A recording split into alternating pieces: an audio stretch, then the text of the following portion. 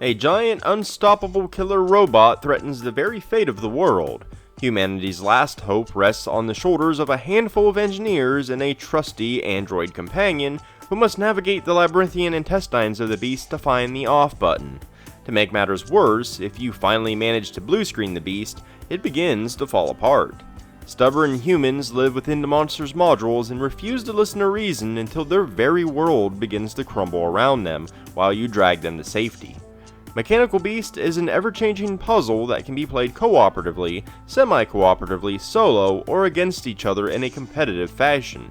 You have to explore the innards of a giant robot while using the various mechanical devices to manipulate and shift around the rooms in a way that will allow you to shut it down and then escape safely while ensuring to rescue every imbecile that you find along the way.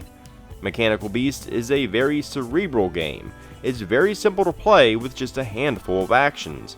However, using the gears to manipulate the rooms and plan ahead takes some intensive thought, especially when the whole thing begins to collapse. Mechanical Beast is largely a tile laying game and thus comes with a huge stack of them. The tiles themselves are thick and clearly depict the features of each room, from the locked doors to the gears, and it all makes sense at a glance. I will say that the square tiles conflict with the gameplay to some degree. A huge part of Mechanical Beast involves using various gears to rotate and shift tiles around. It can be really cumbersome to rotate the tiles, especially when they're in the middle of the board. It's very easy to bump, nudge, or otherwise mess up the placement of other tiles when doing so. The game comes with a neat tile holder that assembles quickly and easily. I usually cringe at these types of additions because I hate having to disassemble and reassemble them every game. However, this tile holder fits neatly back into the box fully assembled, and that's awesome.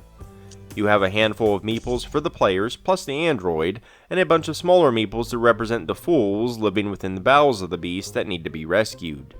There's also a pack of really handy reference guides for how the various mechanical gear systems work, and it makes learning and playing the game a snap. The rulebook itself is well written too, which is really nice. Mechanical Beast is priced reasonably for the components it contains. It packs a good amount of stuff into its small box frame, and the fact that the tile holder fits inside the box fully assembled is a real winning move for me. The goal is to find a control room to shut the beast down and escape the collapsing monster without getting trapped. No human may be left behind, player or meeple. The android does not need to survive, but it's somewhat of a Pyrrhic victory if it's left behind, since it's meant to be an intelligent companion to the players. The various people you find within the beast won't budge until you shut it down. You have to find ways to get to them as you backtrack to escape. The innards of the beast are a maze. Each turn is pretty simple. You can move your engineer and explore a new room or activate a mechanism. Players control their own engineer and anyone may use the android. The trick is, many rooms lock behind you, complicating the maze. After you shut down the beast, anytime a meeple moves from a room and leaves it empty, it collapses, shifting the entire row behind it. You lose if any meeple is left behind, player or otherwise. You have to carefully plan out your movements in an ever-shifting, collapsing labyrinth. The fun part comes in the form of gears. Some rooms have various mechanisms you can activate that manipulate rooms in specific ways. A large center gear rotates the room one way, while rotating orthogonally adjacent rooms the opposite way, for example. I like that each of the gears functions logically. A zipper-like gear on one side of the room moves the row beside it as if that room is traveling along them, while a corner gear rotates a whole chunk of rooms at once. It makes sense, and makes each function easy to remember, even without the use of the handy guide sheets. The gear mechanism makes Mechanical Beast into a very intricate puzzle, especially when you have to factor in the collapsing rooms shifting entire rows. Getting to safety while also rescuing all the meeples is a challenge, and one that feels great when you accomplish it. It's a real brain burner that will put your spatial movement skills to the test. It definitely works best as a solo experience. Mechanical Beast plays the exact same way solo, and you have full control of the action as you tamper with the puzzle. It's a thoughtful puzzle game that's quick to play and presents you with a challenge that always varies, especially when you factor in the different ways you can adjust the game's difficulty. Co-op in Mechanical Beast is very vulnerable to quarterbacking, as the action set is quite simple, and there's often a move a player has to make in order not to screw over the entire team. This is especially true when the beast starts collapsing. A single failure means the whole team loses, so there's little to no margin of error. Furthermore, the game is simply built like a solo game that splits a single player's decision space to multiple players for no reason other than to have them there. While Mechanical Beast works great as a solo experience, I find little reason to engage with its co-op mode over other games. In semi-co-op, Mechanical Beast largely functions the same as before, except the player who rescues the most meeples wins. It's a neat idea in concept, but largely falls flat due to the fact that everyone still loses if another engineer can escape. That limits your ability to interact with another player negatively because you lose if they fail. A player can also reach the exit and then choose to go back in to rescue more meeples. This can result in an "if I don't win, no one does" type of mentality. If another player is in the lead, you can risk yourself to go back in and risk a loss for everyone because you were going to lose anyway. On the other hand, the concept of semi-co-op slices the quarterbacking issue at the knees. You can't really tell another player what to do when they are also trying to beat you, even though you have to work together to ensure everyone survives. The game's competitive mode, on the other hand, works quite well. In this mode, the android is removed and each player has 2 engineers. The fate of the other players no longer impacts your ability to win, and the game becomes a race.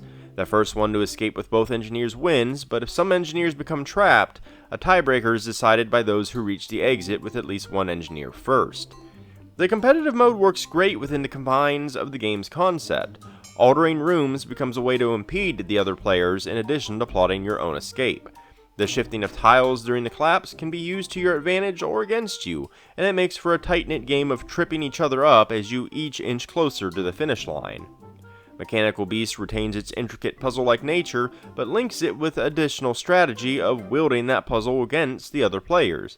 It works really well and feels unique. I enjoy the competitive mode, but for me, Mechanical Beast really shines as a solo game.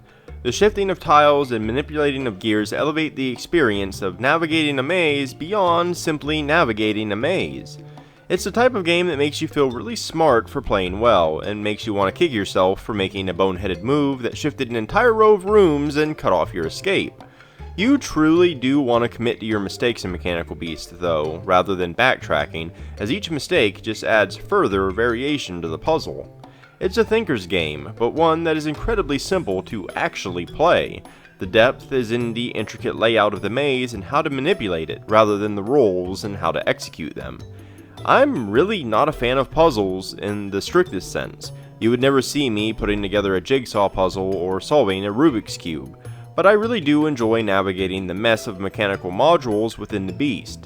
It's easy to set up nature, and its small profile makes it an excellent choice for when I'm too lazy to set up something bigger for myself.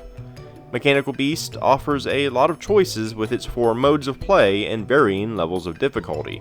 It's an inexpensive game with a thoughtful, ever-changing puzzle packed into its small box. Not every mode works for me personally, but that's okay.